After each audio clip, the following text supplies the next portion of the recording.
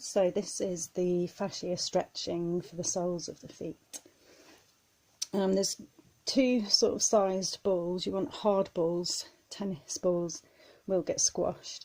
This is a dog ball, but it's a really firm rubbery one so that it won't break and so you can get the pressure. And then this is lacrosse ball, which is actually bigger.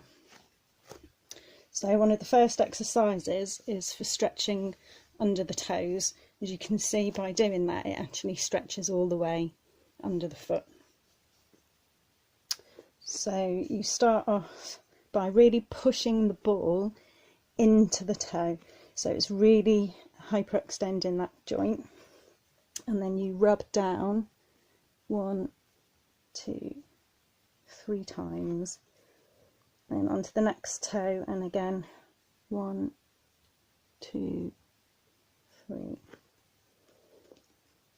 Next one,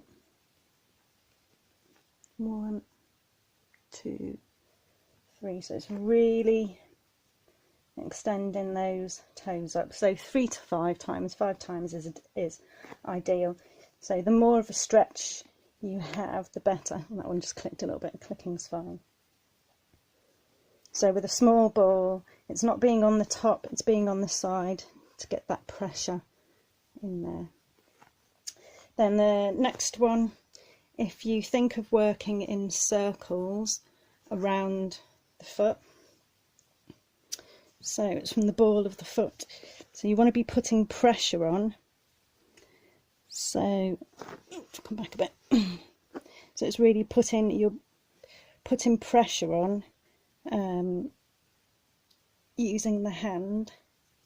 So as you can see, as you come across the ball of the foot, if you don't want to go gentle because that's not going to stretch, so you press really firmly. And as you can see, particularly coming here, you can see how it's moving the flesh, and that's what's going to stretch all underneath. Go right round the heel, then right to the outside of the foot and in. So you do about 5 times in one direction and then 5 times in the other direction, so it's really putting the pressure on. Same if you were using a bigger ball. So it doesn't really make any difference, it's just dependent on what you can get. And then the third one is if you're thinking working lines through the foot. So you've got the lines of the gaps in between the toes, so that's where all the metatarsals are. So you start by doing that outside. Again, put the pressure on. It's gone off the screen.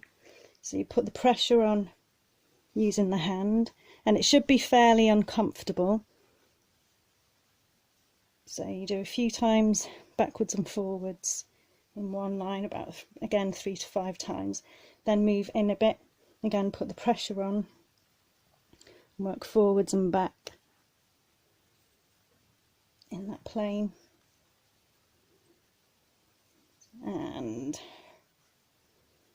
again, so you just move along each time further outside of the foot, so all the way to the edge of the heel and back.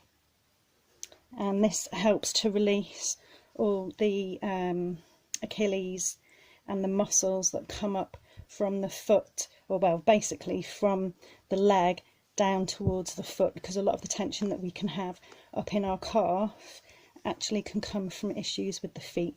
So by stretching all under here out, it actually releases further up the leg.